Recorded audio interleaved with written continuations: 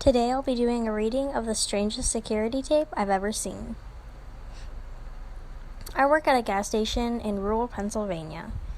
It's a boring job, but it's pretty easy and it pays alright. A few days ago, this new guy started. I'll call him Jeremy. Jeremy is weird. He's about 25 or 26, and he hardly speaks. But he's got the creepiest laugh I've ever heard. My boss and I have both noticed this, but it's never been a problem. So there's not much we can do about it. Customers have never complained about him, and he's always done his job fairly well. Up until a few weeks ago anyway, that's when things started going missing. Employee theft can be a problem at any business that sells consumer goods, and there's only one person working at a time at this gas station. It's a pretty small place. About 2 weeks ago, my boss started noticing that we were short on motor oil. At first it was a few containers at a time, then entire shelves and boxes from the back room. Pretty soon entire shipments would be gone the day after we got them. And it would always be right after Jeremy's shifts. My boss has checked the security camera tapes from every single night he worked, but he could never catch him in the act. Jeremy would lock up after closing, then the motor oil would be gone the next day. My boss usually takes the tapes home with him to try and catch Jeremy stealing. But his daughter had a softball game last night, so he asked me to watch the tape for him. He offered to pay me overtime under the table, so obviously I took that offer. There are 3 cameras, so he gave me 3 different tapes to check. I figured it would be a long night, but I'm trying to save up for vacation, so I really needed the money. I took the tapes home, popped them in the old VCR, and sat back. 2 days ago, the last time he worked, Jeremy started at 4 p.m. Everything seemed pretty normal at first. He counted up his drawer, switched off with the girl who was working before him, and waited for a customer.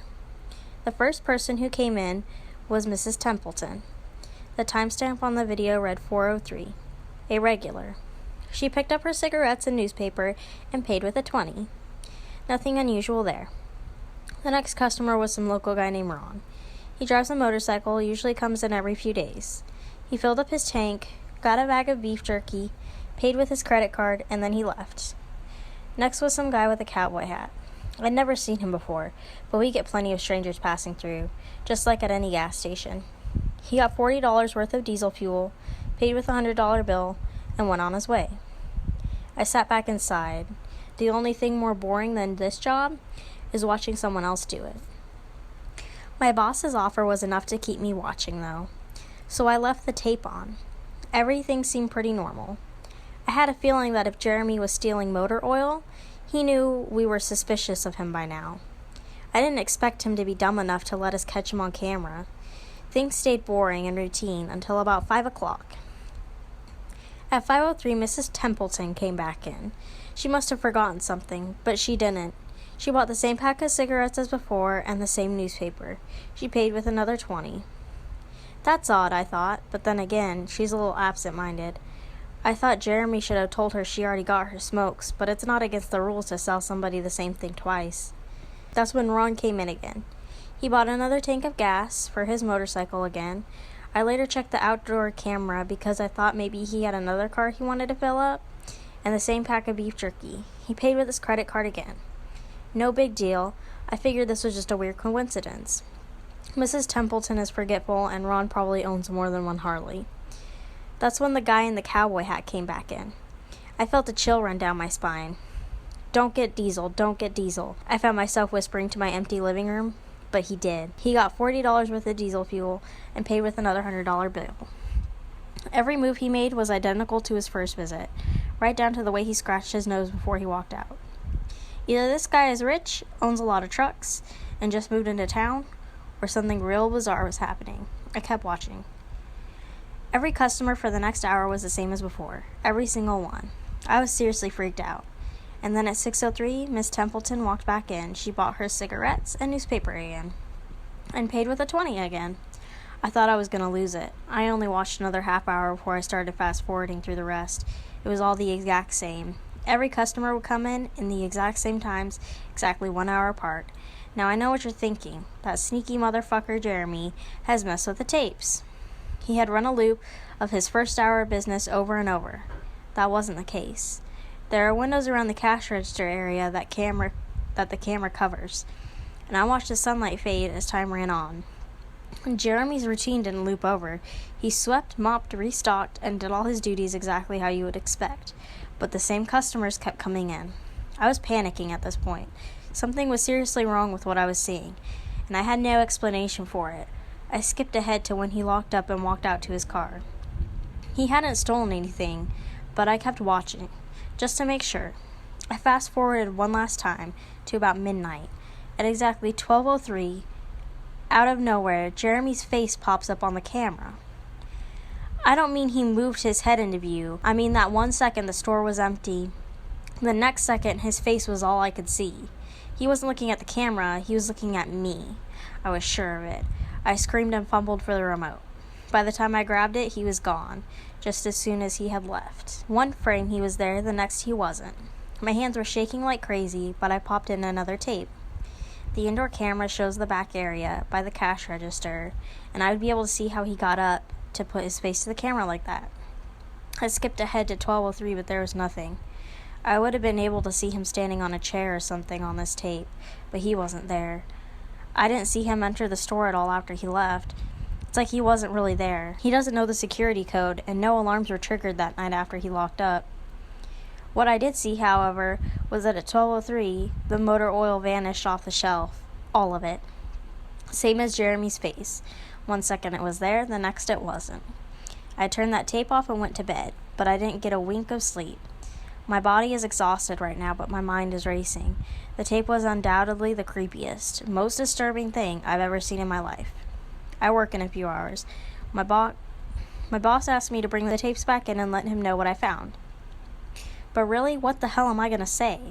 Jeremy works the night shift tonight, directly after me, and the plan is for my boss to come in just before I leave and confront him with me, as I'm supposed to be the one who caught him stealing.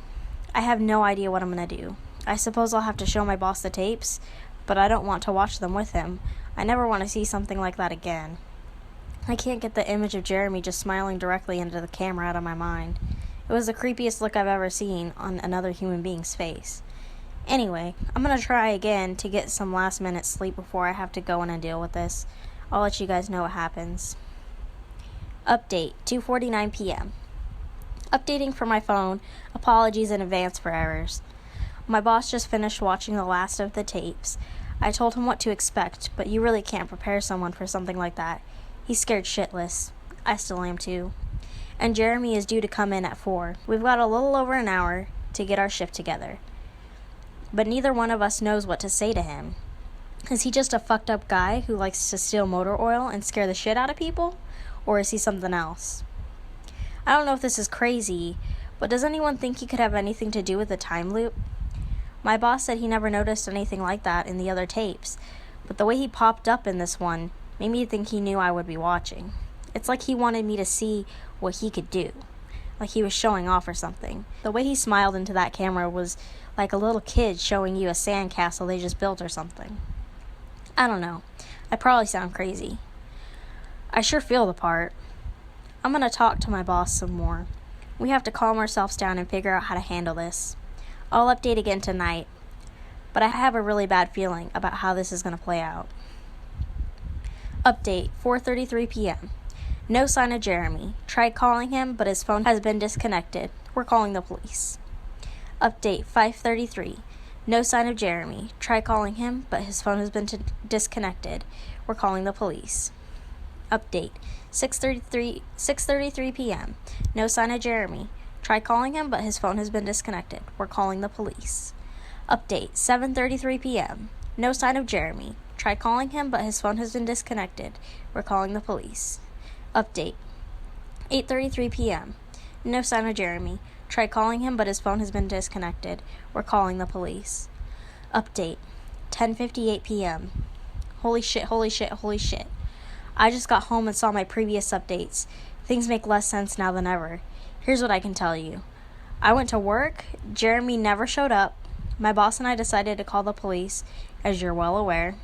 When I picked up the phone to call, though, the sun went out. I shit you not. That's what I thought happened. Apparently I blacked out for exactly 5 hours, because when I looked at the clock, it was 9:33. I think I got stuck in Jeremy's time loop. and then I snapped out of it at the exact point I blacked out. That makes sense, but that's when things got really weird. My boss was right next to me when I blacked out, ready to corroborate my story to the cops when I came to. The phone was in my hand, but it was dead, not even a dial tone.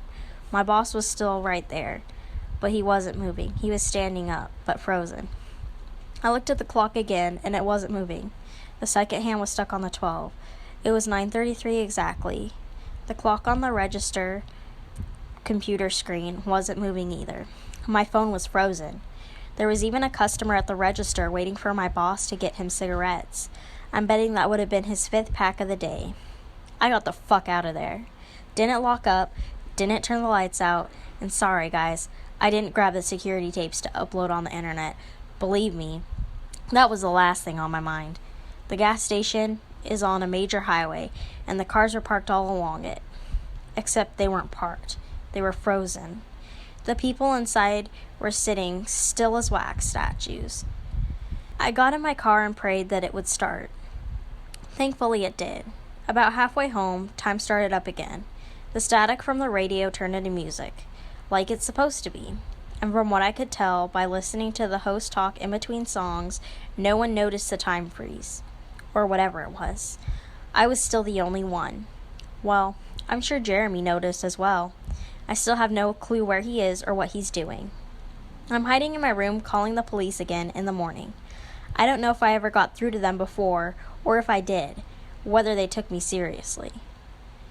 I'm scared for my life at this point. I'll update tomorrow if I can.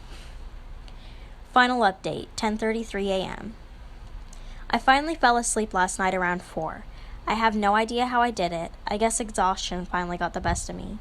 This morning I woke up to my phone ringing. It was my boss. He'd been calling me about 6. He woke up when time turned back on last night and immediately called the cops. They came by to see what was wrong, and he told them everything. The police around here are all small-time guys. They were more concerned with the missing motor oil than anything. But my boss figured he would take it, as long as he had their attention. They decided to go looking for Jeremy. We keep all our employees' applications on file, and since Jeremy just started working here, his was easy to find. They checked the address on it and headed over to his house. You're not going to believe what they found. The address Jeremy listed on his application was an empty lot. Or at least now it is. There used to be a house there, but it burned down in 1993. Being a small town, almost everyone remembers that fire. A family of 4 used to live there way back when. Rumor has it that they had an estranged son who they never really talked about, but I can't say for sure if that's true. What I can say is true is that after an insurance investigation, the fire was ruled an arson. The entire house was soaked in oil and torched with Molotov cocktail. The entire family was sleeping when it happened. None of them survived. They never caught the guy who did it. Rumor has it that when they tried to contact the estranged son, no one could find him. Anyway, my boss called and told me this, and I freaked out. Then he asked me to come to the gas station. "What are you, crazy?" I said, but he assured me that the cops were there with them. Then he dropped a bomb.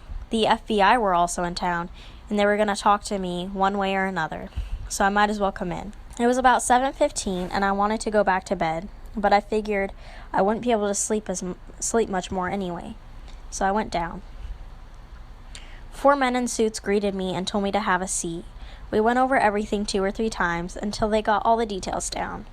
I told them about Jeremy, the security tape, last night at work. Everything. Finally, after I finished, one of the agents said, "Oh Christ, we've got another one on our hands." Then they made me sign a bunch of papers saying I wouldn't tell anyone about what happened, so I can't say much more.